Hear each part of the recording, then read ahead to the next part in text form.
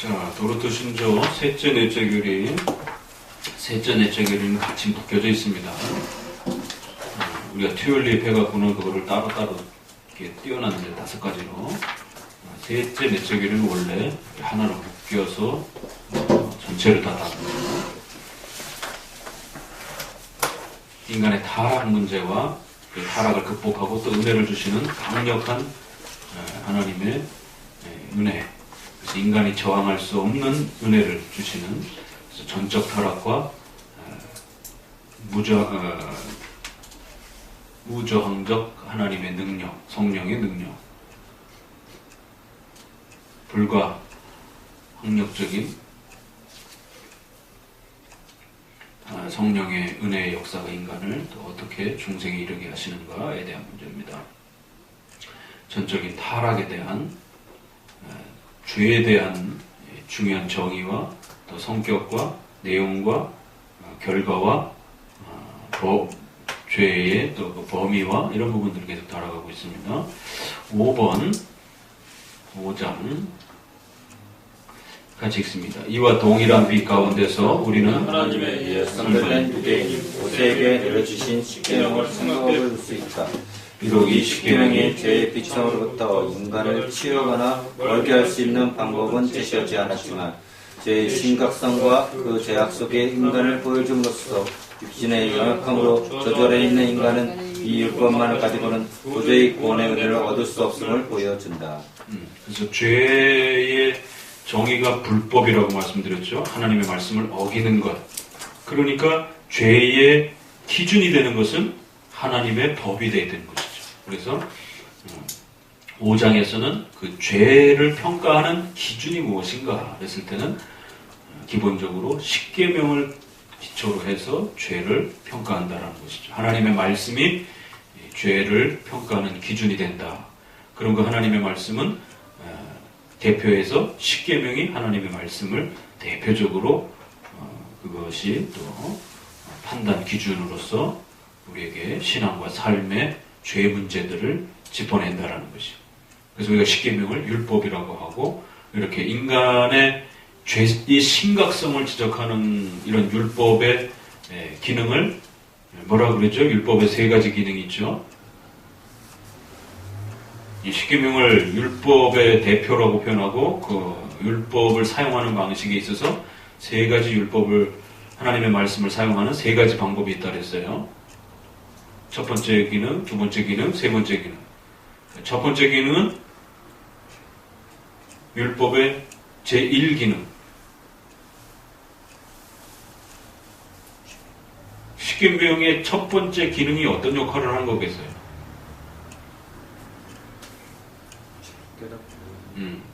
바로바로 나와야 됩니다. 그런 이제 질문들이. 지금 5장이 그 내용. 죄의 심각성을 깨우치는 거예요. 정죄. 죄를 지적하는 거예요. 십계명을 봐야 우리가 얼마큼 죄인인지를 알 수가 있는 겁니다. 그래서 율법의 첫 번째 기능은 죄를 깨닫게 하는 정죄의 기능. 우리가 죄인이다라는 사실을 자꾸 공격하는 겁니다. 십계명이. 그래야 예수님께로 피해가게 되는 거죠. 두 번째는 십계명은 불신자들의 마음속에도 있어요. 양심적으로. 그렇죠? 그래서 그 양심이 어떤 기능을 합니까? 죄와 관련해서? 율법의 두 번째 기능? 억제케 하는. 양심이 있으니까 죄를 덜 짓는 거예요. 그나마. 그 양심의 기초는 십계명으로 이루어져 있다라는 것이죠. 선한 일을 하고 남을 돕고 살인하지 말고 이런 게 전부 다 십계명의 한 부분을 차지하고 있는 양심의 기능으로서 인간의 마음속에 십계명을 하나님이 심어놓으셨다는 거예요. 그래서 더 악한 죄를 짓지 못하도록 죄를 억제케 하는 기능으로서. 세 번째는 십계명이 우리 성도들에게 성화의 규범, 생활의 규범으로 쓰여진다는 거예요. 그래서 십계명을 여러분들이 열심히 공부하면 하나님의 뜻이 무엇인지, 하나님이 기뻐하시는 그 방향이 무엇인지, 우리가 하나님의 뜻을 어떻게 해야 더 잘 또 이루어갈 수 있는지, 이러한 성도들의 삶의 성화에 대한 아주 중요한 방향을 잡아주는 삶의 규범적 룰의 역할을 해준다는 것이에요. 그래서 우리 칼빈주의에 있어서는 이 세 번째를 또 아주 중요하게 생각합니다. 루터파에서는 이신칭의를 강조하다 보니까 인간이 죄인이라는 것만 강조하면서 이 율법의 일사용에 좀 많이 치우쳐져 있는 경향이 있어요. 그럴 때 우리가 칼빈주의의 교리의 독특성이라고 그러면 바로 이렇게 율법의 제 세 번째 기능을 아주 많이 강조해 준다는 것, 성화의 규범으로서 십계명의 특징. 그래서 교회 안에 사도신경, 십계명, 주기도문, 성례 이 네 가지를 반복해서 소요리 문답과 하이델베르그 문답의 기초 네 가지 교리로 부지런히 가르치는 겁니다. 그 십계명은 성도들의 생활 윤리로서 가르쳐 주는 것이고, 여기는 죄의 심각성을 가르치는 정죄의 기능.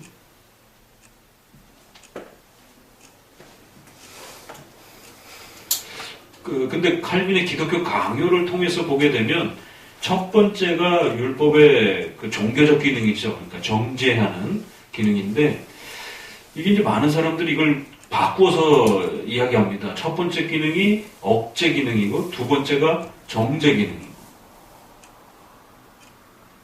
그러니까 우리가 율법의 기능에서 이렇게 치면, 인터넷이라든가 이런 데 보게 되면 대부분이 첫 번째를 억제 기능으로 많이 소개를 해요. 두 번째를 정죄 기능으로. 근데 칼빈의 기독교 강요에는 분명히 첫 번째 기능을 정죄 기능으로 제시를 합니다. 두 번째를 억제 기능으로. 그게 큰 차이는 없는데 통일성을 이루어야 되는데, 사실 칼빈을 따르려면 첫 번째 기능을 정죄 기능으로 이렇게 소개를 해야 되는데, 이게 어느 순간부터 뒤집어졌어요. 그게 이제 우리 쪽에서 시도된 건 아니고, 루터파 쪽에서 이 율법의 기능을 가지고 이렇게 논의하고 뭐 이러다가, 이게 저쪽에서 먼저 첫 번째 기능을 억제 기능으로 이렇게 쓰기 시작하면서 그게 통용화돼가지고 지금은 율법의 첫 번째 기능을 억제 기능으로 많은 분들이 이렇게 논문에서 학술글에서 소개가 되는데, 저는 그냥 칼빈의 그 기독교 강요의 형태를 따라서 첫 번째 기능을 정죄의 기능으로, 첫 번째 기능을 억제로부터 시작하는 거는 저기 루터파 쪽에서 많이 그렇게 다뤄가지고, 그래서 우리 쪽대로 설명하려면 첫 번째 기능을 정죄로부터 설명하는 게 칼빈의 그 전통에 훨씬 더 좀 맞습니다. 그리고 혹시라도 인터넷 같은 데서 글을 읽다가 율법의 일사용 첫 번째 기능 이렇게 했는데 억제 기능 이러면 이거 목사님이 잘못 가르쳤나? 이렇게 오해하지 마시라고. 자, 6장. 그러므로 자연의 빛이나 율법이 할 수 없는 그 일을 하나님께서는 황무의 말씀되지 황무의 사역을 통한 성령의 역사로 생활하신다. 그리고 이 말씀은 메시아에게 임하는 기쁨의 소리이며 구약이나 신약에 있는 어느 누구든지 예수를 믿는 자들을 하나님께서 기꺼이 구원하셨다. 그러니까 결국 인간의 타락이란 십계명을 통해서 봐야 얼마나 그것이 심각한지에 대해서 하나님의 법을 어긴 게 하나님의 정죄와 저주 아래 빠지게 되는 이런 무서운 심판을 받게 된다는 것을 알게 된다는 거예요. 그래서 반드시 율법에 정죄하는 이 설교를 해줘야 된다는 겁니다. 그래야 두 번째로 따라붙는 예수 그리스도에 대한 복음적 설교를 우리가 만나게 된다는 거예요.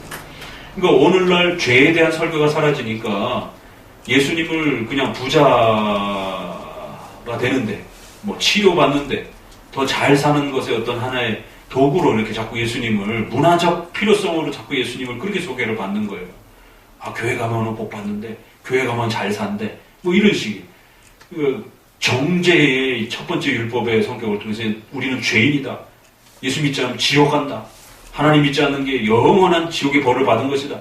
이 정죄의 율법의 엄중한 그 정죄적 성격을, 죄의 심각성을, 전적 타락에 대한 이 심각성을 깨우쳐 줘야 된다는 것이.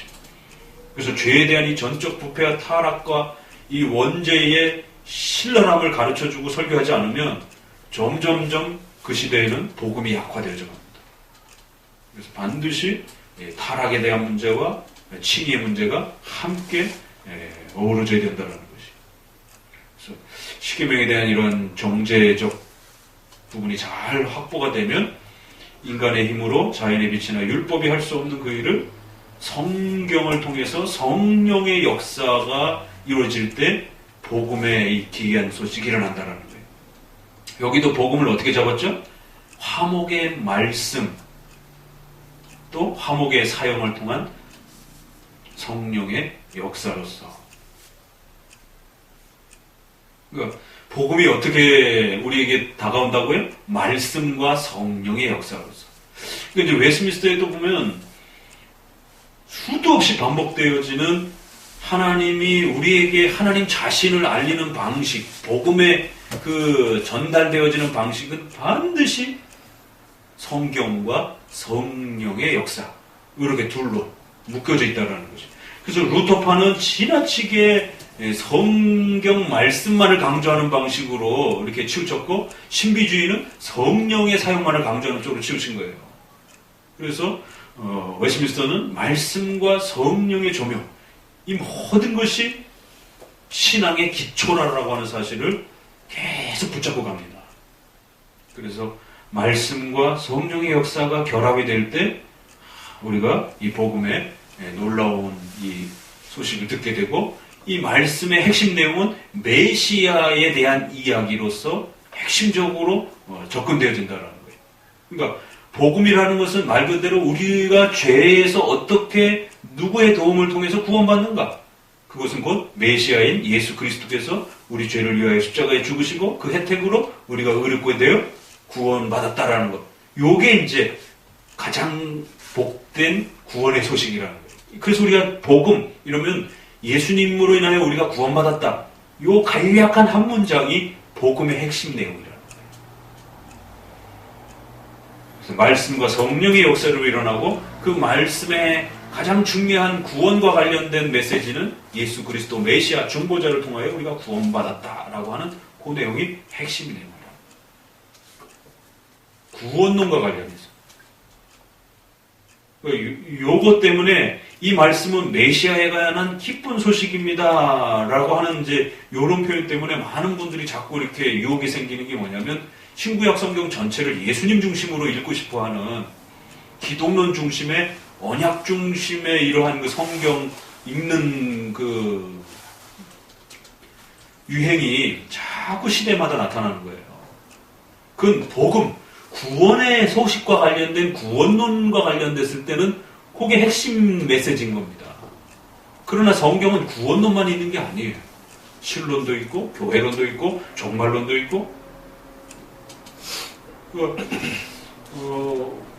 여러분이 이제 우리 최 형제도 잘 아셔야 되는 거는, 이 한마음교회에서 소개되어지는 이러한 가르침들이 개혁교회가 많지만, 이제 우리가 지난 우리 목사님 교단 스타디 하는 데서도 지난 이제 섭리론까지 하면서 제가 섭리론까지는 1년을 공을 들였어요. 작년부터 목사님들하고 공부를 하는데, 김효규 교수님하고 공부하는 그룹들이 있고, 김성봉 교수님하고 공부하는 그룹도 있고, 서창호 목사님 그룹도 있고, 이승우 교수님 그룹도 있고, 서철원 교수님하고 공부하는 그룹도 있고, 또 고신의 최덕선 박사님을 중심으로 한 또 그룹도 있고, 우리나라에 어찌됐든 개혁파 신앙을 공부하는 여러 가지 그룹들이 있어요.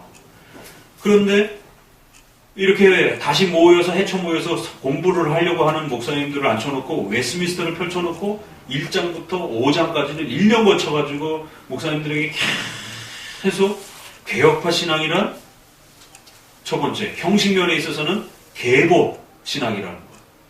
어거스틴으로부터 영미신학에 거쳐서 박형영, 박윤선, 최순직, 조성만으로 이어지는 그러한 어떤 인물과 어떤 역사를 중심으로 해서 우리가 신학을 공부할 것인가에 대한 그 계보가 나름대로 서 있는 그런 신학이라는 것이. 그래서 거기에 로이드 존스를 이렇게 끼워놓으면 안 된다는 겁니다. 왜? 그 계보에 대한 그 약속은 인물사는 어느 정도 합의가 되어 있기 때문에 그렇다는 거예요. 적어도 개혁파 신앙을 한다라고 했을 때는 이분들의 글을 읽어야 된다라고 하는 합의가 되어 있다는 겁니다. 이분들의 글을 텍스트로 삼아야 된다라고 하는. 영미신학에서 로이드 존스를 개혁파 신학의 텍스트로 사용하지는 않았단 말이죠. 그런데 갑자기 한국에서 개혁파 신앙을 한다 그러면서 로이드 존스 책을 읽으면서 개혁파 신앙을 구축한다. 이건 이제 문제가 있다는 겁니다. 그래서 반드시 개혁화 신앙에 대한 올바른 계보에 대한 그 노선을 잘 이해하고 있어야 된다는 거예요. 그 다음에 공교회 중심의 신학이어야 된다는 거예요. 공교회라고 하는 것은 바로 하나의 교회, 보편적인 교회. 그럼 그 보편적 교회와 하나로서의 그리스도의 몸으로서의 하나된 교회는 어떻게 가능한가? 그들의 신앙 고백이 통일되어 하나일 때 하나의 유형교회가 형성이 되는 겁니다. 신앙 고백이 가지각색이면 통일될 수가 없는 겁니다. 그래서 그 공적 고백으로서 신앙 고백으로서 가장 대표되어지는 것이 우리 장로교에 있어서는 웨스민스터 신앙 고백이라고 합니다. 그래서 형식적으로 개혁신앙을 하기 위해서는 반드시 계보신학에 대한 노선 정리가 되어 있어야 되고 또 웨스민스터 신앙 고백을 통한 객관적 신앙 고백을 통해서 그 교회 안으로 교회의 신학자가 되려고 하는 그 교회의 성도가 되려고 하는 적어도 그 교단에 속하려면 웨스민스터 신앙 고백을 해야 된다. 만약에 여러분이 독립파 교회를 간다면 김홍전 목사님이라든가 그쪽에 가서 하이델베르그를 고백한다든가 이렇게 되는 거고 적어도 우리 장로교회로서의 신자와 목회자가 되려면 반드시 공교회의 신앙 고백을 구축해야 된다는 거예요. 그럴 때 우리는 웨스민스터 신앙 고백을 기본으로 한다는 거예요. 이게 개혁파 신앙을 하기 위한 형식적 틀이라는 거예요. 그리고 내용면에서는 삼위일체 중심, 신론 중심으로 구축하는 신학. 그 신론 중심으로 구축하는 신학은 삼위일체 중심의 신학. 하나님의 존재에 있어서는 삼위일체. 하나님의 역사하시는 방식에 있어서는 신적 작전과 섭리사를 통한 하나님의 통치 역사 중심으로 성경을 이해하고 우리의 삶을 이해하는 방식이 개혁파 신학을 하는 실제적 신학 원리예요. 그러니까 그거를 1년 내내 설명을 했어요. 이걸 이해를 못하는 겁니다. 부분적으로는 이해하는데 통합적으로 이해를 못하는 거예요. 그러니까 이렇게 겹쳐 있어요. 그러니까 많은 그 개혁파 신앙을 하는 분들이 부분적으로는 이야기를 하는데 지금 말씀드렸던 이 네 가지를 핵심적으로 말을 하지 못한다는 거예요. 정확하게.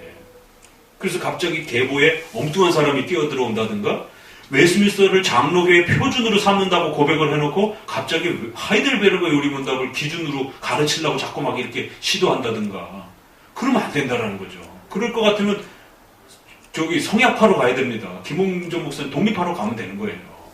적어도 장로교회의 목사와 성도가 되려면 웨스민스터 신앙 고백이 소중한 줄 알고 그 방식을 따라서 성경을 이해하는 거, 읽는 훈련을 배워야 되고 그렇게 신앙 고백을 하며 삶을 살아가고 또 교회 정치와 삶의 원리들을 펼치는 방법들을 이해하고 배우실 줄 알아야 된다. 그러니까 독립파적으로 적용하게 되면요, 돈, 법, 생활, 직업 이런 부분들이 달라질 수 있습니다. 독립파는 개교의 헌금과 성도의 헌금도 다 자유예요. 그래서 달구벌 신학이라고 하는 고신에서 조직신학을 가르치다가 고신에서 쫓겨나서 독립적으로 개혁신앙을 하고 있는 저 지방의 대구 쪽에 이광호 목사님이라고 유명한 분이 있어요. 신랑교회라고. 이번에도 보니까 종교개혁 500주년 해서 그분하고 몇 분을 모시고 이렇게 그 종교개혁 세미나들을 하더라고요. 근데 저는 조금 불만인 거는 거기에 장로교파 목사님들도 섞여 있는 거예요. 그러면 안 된다는 겁니다. 적어도 종교개혁을 통한 개혁파 신앙의 장로교 신학을 구축하려면 장로교 신학자들을 중심으로 해서 세미나가 이루어져야 통일성 있게 기초교리는 같아요. 독립파가 그렇다고 뭐 개혁파가 아니라는 건 아닌데 넓은 면에서는 개혁주의를 추구하는 같은 개혁파 동지예요. 그렇지만 그러니까 무형교회적 개념으로는 우리가 같은 예정론을 믿고 신앙 고백의 그 기초교리를 공유해요. 그러나 유형교회를 고백할 때는 저들은 독립파적인 유형교회를 추구하고 우리는 교단 중심의 장로교파 중심의 교단을 유형교회를 추구한단 말이에요. 유형교회의 추구하는 방향과 스타일이 다릅니다. 그러면 우리가 종교개혁을 한다는 것은 첫 번째 기초교리를 개혁을 해야 되는 거예요. 그렇죠? 두 번째는 어디까지 개혁해야 돼요? 유형교회 조직 질서 체계까지 개혁을 해야 되는 겁니다. 그 유형교회를 통해서 예배와 교회 질서와 정치 조직이 개혁이 되는 겁니다. 그러면은 정치 조직과 예배를 어떻게 개혁할 것이냐? 독립하고 우리는 방향이 다르단 말이에요. 그냥 뭐 외부적인 특강 한 번으로 이렇게 독립하는 이런 식으로 하는 거는 들을 수 있어요. 그러나 그걸 이렇게 아우러가지고 뭔가 개혁파의 대안을 찾는다? 그건 굉장히 심각합니다. 잘못하면 큰 혼란이 일어나요. 그리고 제가 지난번에 저기 합동 측에 전주 쪽에 노예 내려갔을 때 거기 목사님들이 이제 제가 웨스트민스터를 소개한다고 하면서 이렇게 내려갔을 때 그런 어려움을 하소연을 하더라고요. 자꾸 최근에 젊은 유학자들을 중심으로 해서 이렇게 독립파적인 장로 정치를 자꾸 이렇게 대안으로 제시를 한다는 거예요. 노예 안에. 그러면 노예가 어떻게 되겠어요? 우리 노회 총회라고 하는 이 장로 정치는 장로 교단 중심적 정치 질서 체계를 가지고 강력한 당회, 노회, 총회가 종속적이고 연합적인 강력한 의무 책임, 자유의적이면서도 의무와 책임감을 짊어진 계급적인 건 아니지만 종속적인 의무적 책임을 짊어지는 그런 방식의 연합 치리회 조직이에요. 그런데 독립파는 자유조직입니다. 그냥 내가 싫으면 얼마든지 거부하고 총회, 노회의 어떤 규율과 법에 대해서도 아무런 구속력이 없어요. 그 개교회가 싫으면 노타칩니다.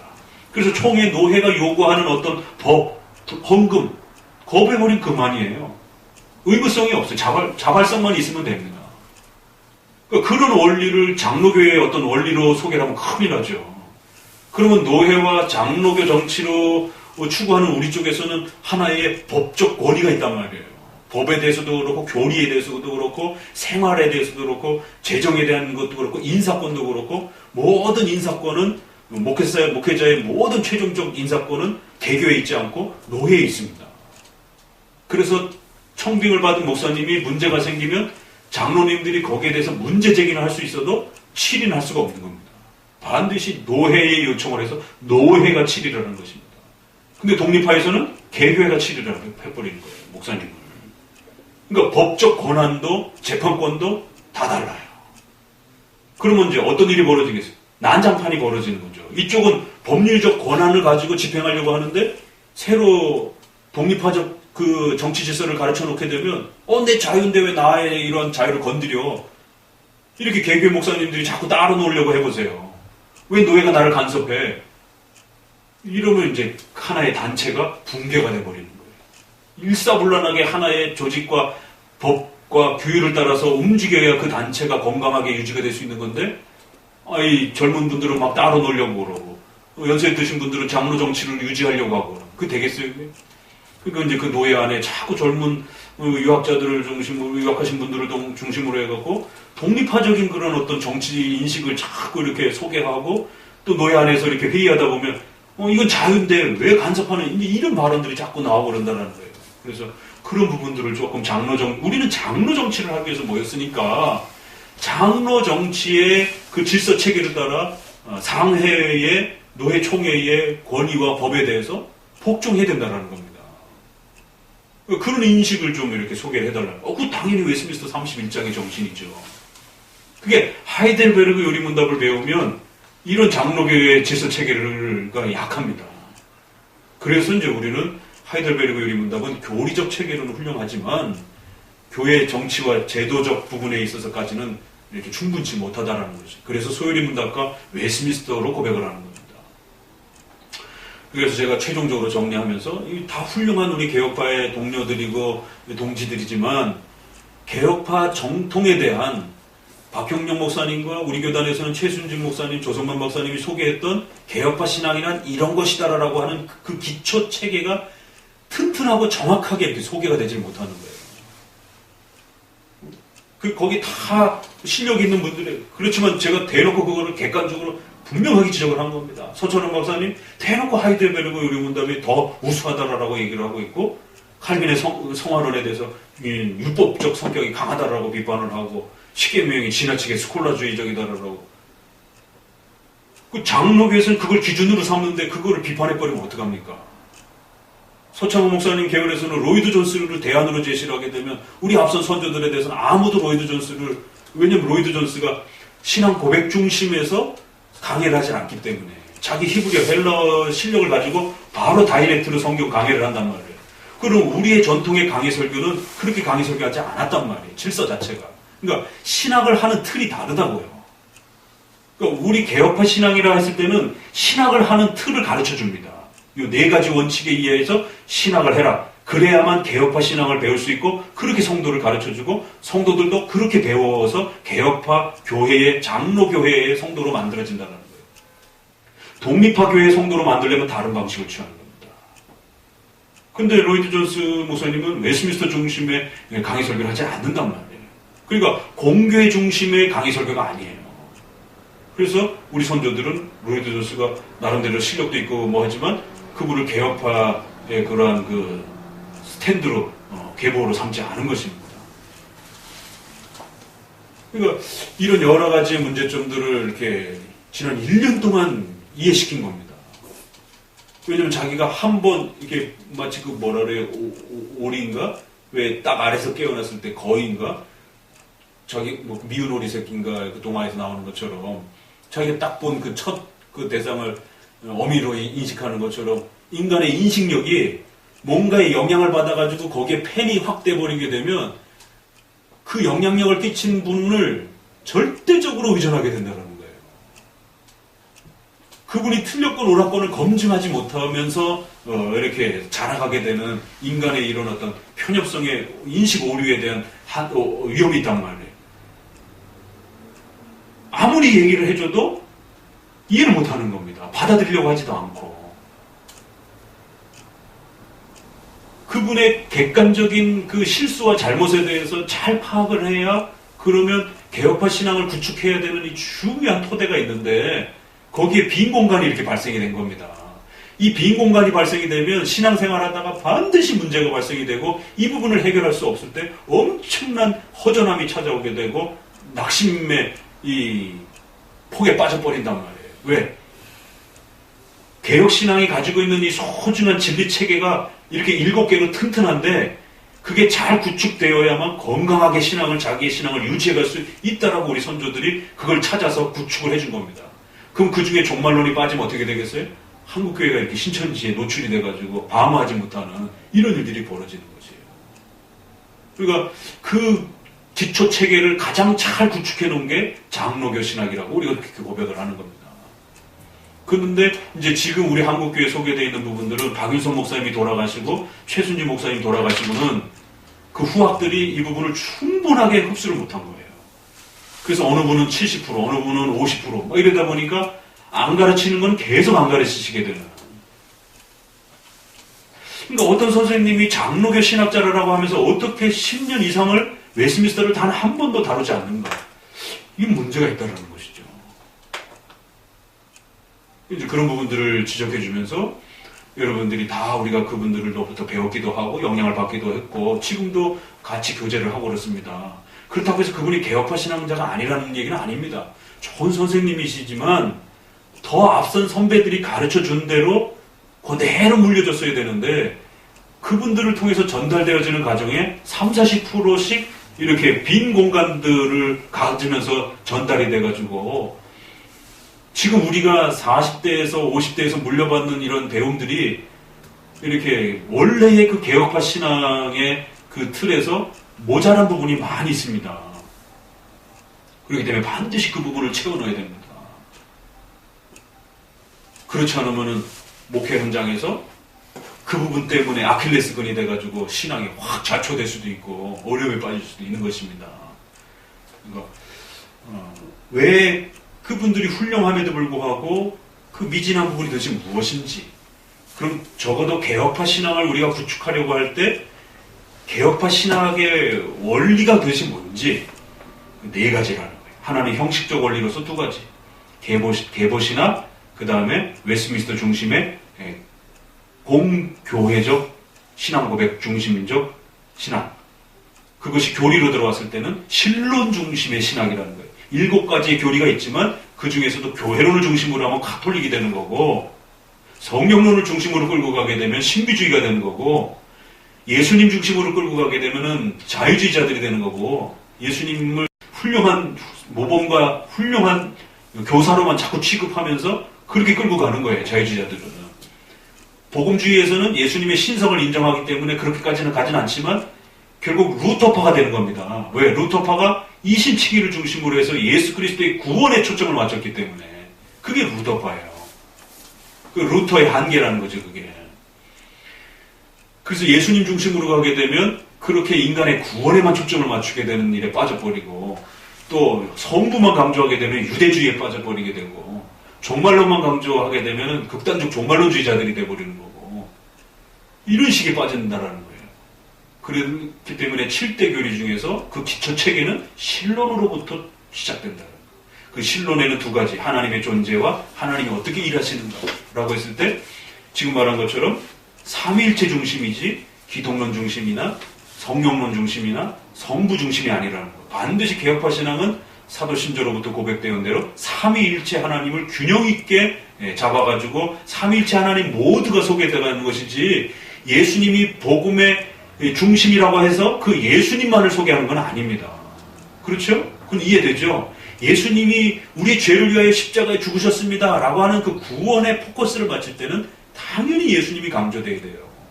그러나 또 다른 분야에서는 구원을 그럼 어떻게 적용할 것인가에 대해서는 바로 성령 하나님의 역사가 나와야 되는 거고 그 거대한 역사를 계획하시고 신적 작정하시는 성부 하나님의 예정과 신적 작정이 나와야 된다는 것이죠. 그렇기 때문에 예수님이 복음의 중심이라고 해서 신학 전체를 예수님 중심으로 성경 전체를 예수님 중심으로 읽으면 안 된다는 겁니다. 그렇게 되면 신구약 전체를 통해서 여러분은 예수님밖에 모르게 되는 거예요. 삼위일체를 골고루 이해를 못하게 되고 그리고는 그 하나님이 어떻게 일하시는가 할 때 기독론을 중심으로 해서 인간의 구원에 초점을 맞추게 되면 예수님은 인간에게 은혜 언약을 성취하시는 분으로 오시는 그런 표현으로 소개가 되기 때문에 언약론 중심으로 끌고 가게 된다는 거예요. 그럼 언약도 그것도 결국 인간의 구원을 초점으로 맞춘 거거든요. 그래서 요즘에는 언약신학이 아주 대세를 이루고 나가는 겁니다. 어느 신학회를 가든지 언약 신학 얘기 빼놓으면 할 얘기가 없어요. 그거 얘기 안 하면은 마치 복음적인 신학 토론이 아닌 것처럼 모든 신학 토론들이 전부 다 언약 신학을 중심으로 해. 신약 하시는 분도 그렇고 구약 하시는 분도 그렇고 그 언약 신학을 다른 말로 요즘에 성경 신학이라 이렇게 말을 하는 것이에요.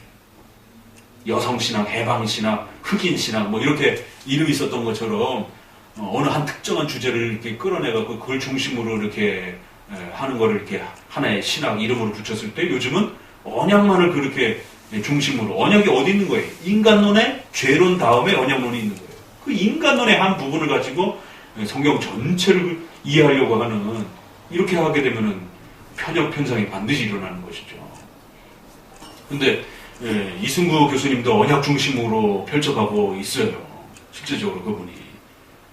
그리고 고신의 구약학자라든가 이런 부분들이 구속사 중심의 설계에서 구속사 중심의 뭐 강해 뭐 이런 책들이 시중에 엄청 쏟아져 나와 있단 말이에요. 그 구속사 중심이라는 말이 다른 말로 언약 중심이라는 표현이란 말입니다. 그러니까 이런 부분에서 도르트 신조를 읽으시면서도 정죄, 그 하나님이 삼위일체 하나님이 정죄하셨지만 그 심판주로서 성부가 그 정죄의 주체자로서 그렇게 서 계시는 것이고 그 성부의 죄를 성부가 선언하신 죄의 인간의 죄를 예수 그리스도 메시아가 그것을 직접 값을 치르면서 성부 하나님의 공의를 만족시키는 그런 방식으로 구원의 역사가 성취되는 그리고는 그 일을 우리 마음속에 일으키시는 성령의 내적 조명의 역사가 어떻게 이루어져 가는가 이게 이제 불가항력적인 역사로 네 번째 교리에서는 이제 성령 하나님이 포커스가 맞춰지는 거죠. 두 번째 교리는 제한속죄는 누구가 중심이 됐어요? 거의 예수님이 중심이 소개가 되잖아요. 첫 번째 무조건적 선택에서는 성부 하나님의 예정, 삼위일체 하나님이 다 예정하시는 신적 존재예요. 그럼에도 불구하고 특별히 성부 하나님에게 예정과 선택의 그러한 우선적 사역의 독특성을 표현하는 겁니다. 그래서 우리가 삼위 하나님의 사역을 이야기할 때 성부는 선택하시고 예정하시고 창조하시고 신적 작정을 이루시고 예수 그리스도께서는 마리아의 몸으로 태어나셔서 메시아로서 우리를 위해 고난받으시고 죽으시고 부활하시고, 성령 하나님은 바로 그 그리스도께서 이루신 구원의 은혜와 은총을 바로 우리의 마음을 중생시키시고 우리의 마음을 감동시켜서 조명하셔서 예수님을 만나도록 그렇게 연합시키시는 성령의 구원의 실천과 적용의 은혜의 역사를 펼치시는 그런 사역을 주도하신다는 것이죠. 그래서 인간의 구원의 사역은 한 하나님의 사역이면서도 또 삼위 하나님의 구별된 그런 독특한 구원의 은총들이 또 구별되기도 한다라고 또 우리가 삼위일체에서 그렇게 고백을 하는 것이죠. 그러니까 그거를 예수님 중심으로만 복음의 메시지는 메시아에 관한 기쁜 소식입니다 라고 하는 이 말을 잘못 오해해가지고 마치 전체 성경이 예수님 중심으로 읽어야 되는 것처럼 이렇게 하면 큰일 난다는 거예요. 그러니까 둘째 교리는 제한 속죄, 예수님의 십자가의 죽으심의 효력에 대한 문제를 다루면서 그리스도의 십자가 문제를 다뤘단 말이에요. 넷째 문제는 그 성부 하나님이 인간의 죄를 어떻게 정죄하시고 심판하시는 내용인가, 전적 부패와 타락으로서 원죄를 성부 하나님께서 어떻게 심판하시는가에 대한 내용으로 다시 돌아왔고, 그 다음에 넷째, 넷째는 불가항력적 은혜. 그래서 타락한 인간의 마음을 성령 하나님께서 어떻게 내적으로 조명하셔서 강력한, 인간이 저항할 수 없는 강력한 은혜를 불어넣어 주셔서 그를 어떻게 살려내는가. 그리고 다섯 번째는 견인. 그러한 성도들을 끝까지 어떻게 성령의 은혜의 역사 속에서 성화되어져 가면서 우리가 그렇게 성령의 도우심으로 살아가는가. 도르트 신조도 이렇게 삼위일체 하나님의 한 하나님의 사역이면서도 삼위 하나님의 구원의 사역이 또 이렇게 구별적으로 특성 있게 또 이렇게 이해시켜 준다라는 것이죠. 그런데 이제 그런 부분들이 그 말씀의 중심이 바로 죄와 관련돼 있을 때는 메시아에 관한 기쁜 소식인 예수 그리스도의 생애와 예수 그리스도의 사역에 맞춰진다라는 거예요. 그러니까 이거 하나를 극복하는데 그렇게 어려운 거예요. 그러니까 오늘날의 많은 우리 선생님들이 이 부분을 이렇게 네 가지 지금 형식에 따라 형식 두 가지, 교리적 중심 두 가지, 요거를 정확하게 가르쳐 주지를 못하셨어요. 그래서 우리 한마음교회에서 이러한 내용들을 배울 수 있다는 것은 어마어마한 겁니다. 그건 제가 어디 나가서도 분명하게 자랑할 수 있고, 이것을 성도들이 목사님들도 그렇고 성도들도 이 부분을 잘 구축해야만이 우리 선조들이 우리에게 물려준 개혁파 신앙이라고 하는 우리의 신앙적 체계적 질서를 우리가 그대로 잘 물려받아서 다음 후손들에게 물려줄 수가 있는 겁니다. 우리는 하이델베르그식의 그러한 그래서 사실은 원래 개혁교회라는 이름도 적절하진 않아요. 그러니까 신학의 역사를 말할 때는 개혁파 역사라고 이렇게 표현하는 거예요. 그 파라는 말이 교단이라는 의미를 갖고 있는 거거든요. 그래서 우리가 스코틀랜드 영국을 따라 장로교회라고 그러지, 그냥 이 성경으로 개혁했다라고 했을 때는 유럽에 있는 많은 교회들이 그래서 개혁교회라 이렇게 표현을 하고, 스코틀랜드와 영국을 중심으로 해서 미국을 통해 우리가 물려받은 이 형태는 장로교 정치체제까지 완성해서 장로교회라는 것을, 대한예수교회 장로교회라고 하는 것을 우리의 하나의 그 교회의 역사 속에서 우리의 뿌리로 이렇게 고백을 하는 거예요. 그러니까 교리적으로는 성경에 맞춰서 개혁해야 된다. 그렇기 때문에 리포엄드 처치라는 말을 쓰기는 써요. 그러나 그게 굉장히 넓게 쓰여진단 말이에요. 유럽에서는 바르트 교회들도 개혁교회라고. 아무튼 카톨릭에 저항한 교회들은 다 프로테스탄트고, 또 교황적인 1인 체제에 저항했던 모든 그러한 교회들은 다 개혁교회라고 불리는 거죠. 굉장히 넓게 써요, 그 개혁교회라는 말을. 근데 요즘에는 장로교회로 한국교회가 쓰여지다가 장로교회가 너무 많이 망가지다 보니까 이걸 어떻게 구별해야 될 것인가 해서 이제 요즘에는 개혁교회 이래가지고는 마치 개혁교회가 굉장히 독특성인 것처럼 이렇게 이 독특한 이름인 것처럼 이렇게 쓰여지고 있는데, 개혁교회는 원래 장로교에서 즐겨 쓰지 않았던 편입니다. 우리는 장로교회로 쓴 거예요. 우리의 트레이드 마크를. 그래서 유럽 쪽의 독립파 쪽 사람들이 개혁교회라는 이름을 많이 쓰고, 우리 영미계통의 장로교 교단 중심의 이러한 그 우리 역사는 장로교회라고 많이 불렸던 거예요. 그래서 지금 한마음 개혁교회라고 이렇게 불려놨지만 사실 그게 썩 좋은 이름은 아니에요. 그냥 나중엔 한마음 장로교회라고 이렇게 고치긴 해야 되는데 지금은 보편적으로 다들 그냥 장로교회 그러면 그냥 막 여기저기가 다 장로교회 이렇게 하다 보니까 근데 이거를 문제 삼는 분은 아주 강하게 문제 삼아요. 지난번에 그 전주 갔을 때도 목사님 개혁교회가 뭡니까? 우리가 독립파예요. 왜 자꾸 개혁교회라고 그러시냐고. 아니 멀쩡한 우리 이름 내뱉고 장로교회라고 하는 우리가 지난 100년 동안 지켜온 이름인데 왜 그걸 자꾸 요즘 분들은 자꾸 개혁교회라고 자꾸 그런다고. 그거 정확한 지적이에요. 그래서 우리가 개혁교회를 쓰지만 장로교회라고 하는 프라이드를 놓쳐서는 절대 안 됩니다. 우리는 독립파적인 개혁교회가 아니에요. 그래서 독립파 교회들은 장로가 있어요. 그러나 노회 총회를 통한 이러한 장로 정치의 의무적 종속적 연합관계를 추구하지 않기 때문에 그냥 독립파 개혁교회라고 그러는 거죠. 독립개혁교회라고 그러는 거예요. 우리는 노회와 총회라고 하는 이 7위회와 반드시 의무적으로 책임감 있게 명령적으로 종속적으로 이렇게 서로 연합관계를 구축하고 있는 장로 정치를 추구하기 때문에 당회의 장로 정치, 노회의 장로 정치, 총회의 장로 정치와 연합된 그런 명실상부한 장로 정치 중심의 7위회 중심의 그러한 정치라는 겁니다. 그래서 우리가 장로교회라는 거죠. 그러나 독립파 개혁교회들은 성경을 중심으로 개교회가 성경을 중심으로 해서 열심히 개혁하자라는 것이. 다만 목사와 장로님이 인정될 수 있다. 이런 정도예요. 그러나 우리는 성경적으로 개혁하되 그 개혁하는 방식을 하나님이 목사와 장로와 노회와 총회라고 하는 7위회를 구축해서 개혁하도록 하나님이 원하셨다라고까지 고백하는 겁니다. 그래서 우리는 장로교회 중심으로 개혁을 추구하기 원하는 것이고 이쪽에서는 그냥 성도들 전체가 회중이 중심이 된 그런 개혁교회를 추구하는 것이. 그래서 독립파교회를 회중교회라고도 말을 하고 독립파라고도 그렇게 얘기를 하는 것이. 교단으로부터 떨어져 나갔기 때문에 독립파라고 그러는 거고 회중들 전체가 다수결 민주주의 원리로 끌어가기 때문에 회중주의라고 그러는 것이. 그러나 우리는 교단 중심으로 장로들이 구축되어 있는 교단 중심으로 교회를 개혁하기 때문에 장로교회라고 그러는 거고 또 성도들이 민주주의로 참여하지만 그렇다고 해서 직접 광장에 뛰쳐나와서 하는 직접 민주주의가 아니라 성도들이 목사님과 장로를 대표자를 뽑아가지고 그 대표자들의 권위와 치리를 통해서 운영해가는 의회, 치리회 정치를 추구한다는 거예요. 그래서 장로 정치. 그러니까 간접 민주주의를 추구하는 것이죠. 틀이 다릅니다.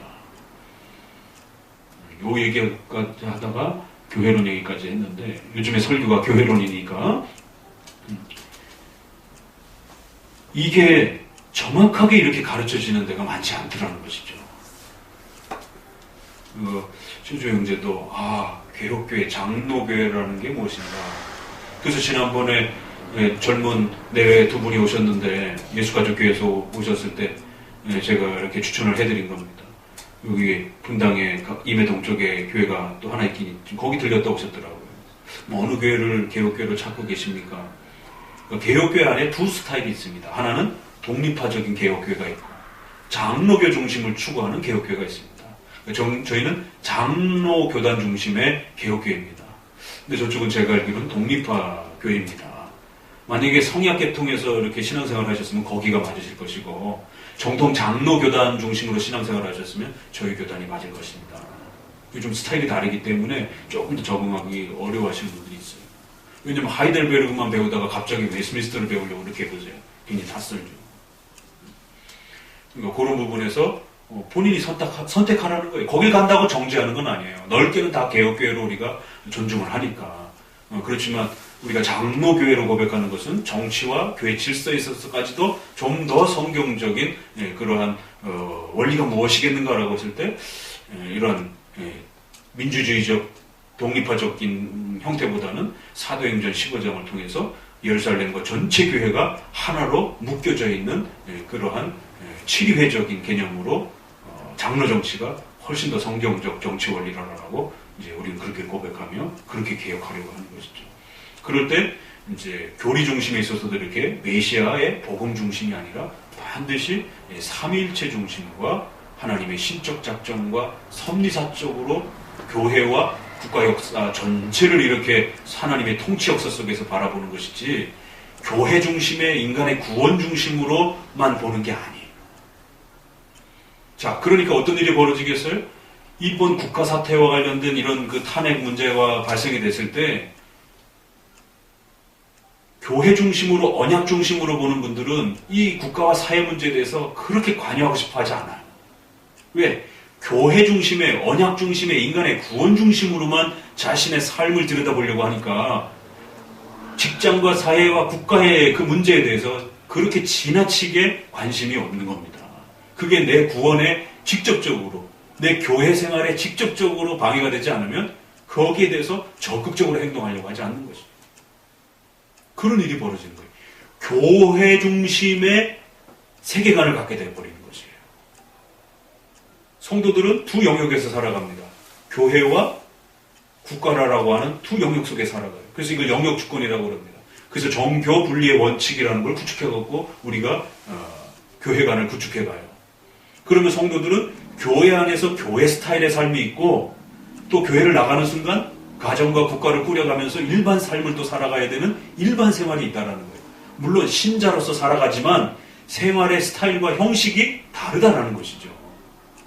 그래서 교회에서는 직장 상사가 나보다 늦게 신앙생활을 했으면 내가 장로일 수도 있고 내 직장 상사가 평신도일 수 있는 겁니다. 그렇죠? 거꾸로 신분이 거꾸로 되는 겁니다. 그러나 직장으로 들어가게 되면 어떻게 돼요? 평신도지만 그분이 사장이고 내가 장로이지만 그분의 부하가 돼야 되는 겁니다. 형식 체제가 분명히 다르다라는 거예요. 같지 않다라는 겁니다. 그런데 언약 중심으로 교회 중심으로 구속사 중심, 구원사 중심으로 우리의 세계관을 구축하게 되면 교회 중심의 세계관만 갖게 된다는 거예요.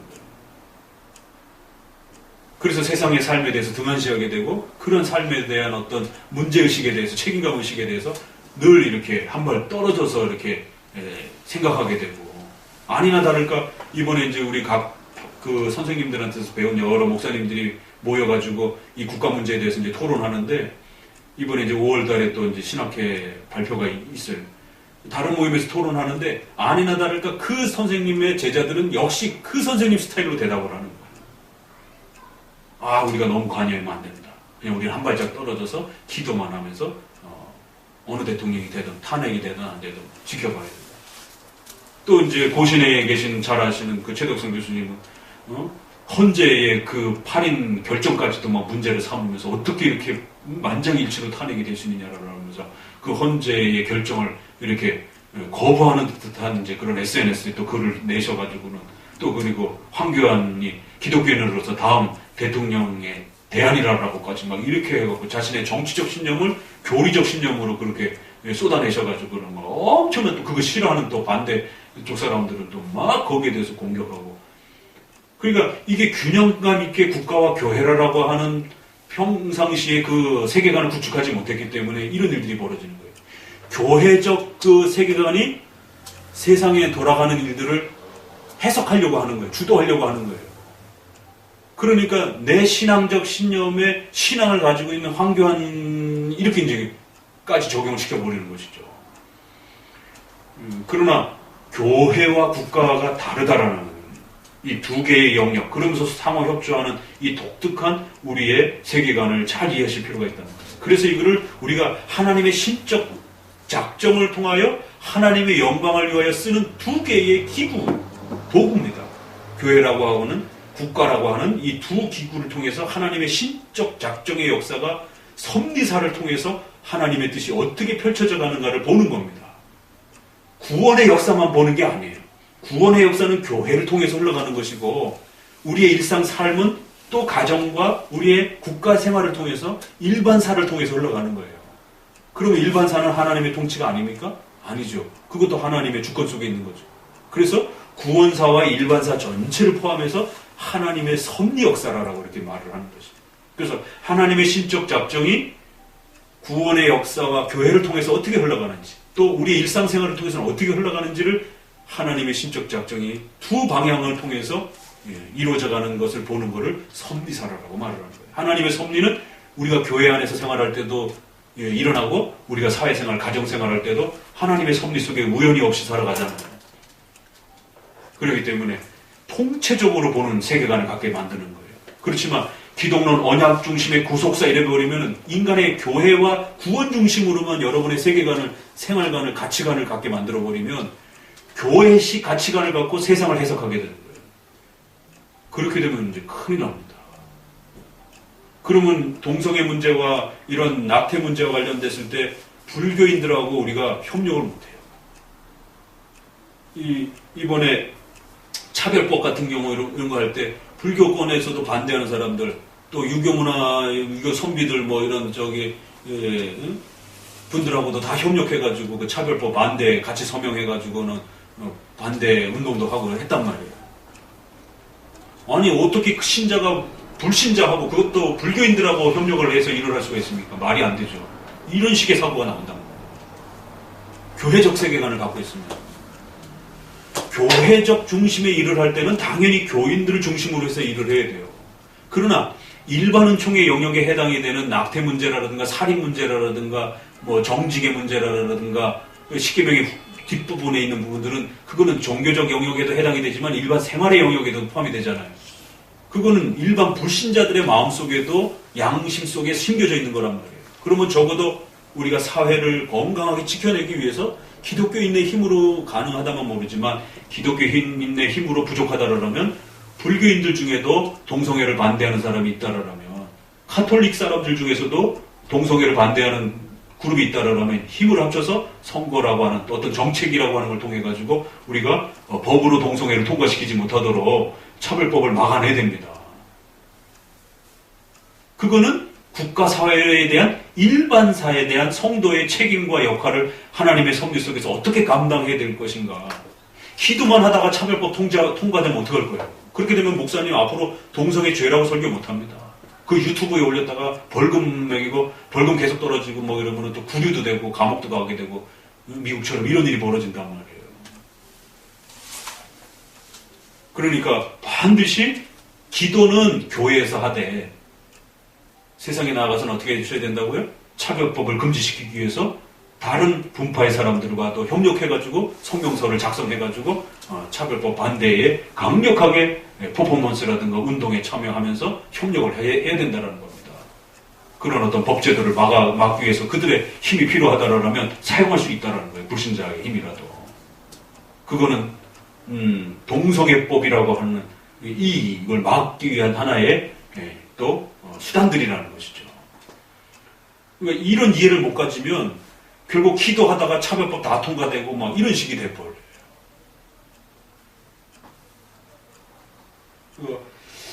6장 하다가 조금 더 멀리 나갔는데 이 말씀은 메시아에 관한 기쁜 소식이며 구약이나 신약 아래에 있는 어느 누구든지 이 소식을 믿는 자들을 하나님께서 기꺼이 구원하셨다. 그래서 구약이나 신약 전체가 마치 예수님 중심으로 이렇게 구성되어 있는 것처럼 이렇게 오해하시면 안 되는 것이죠.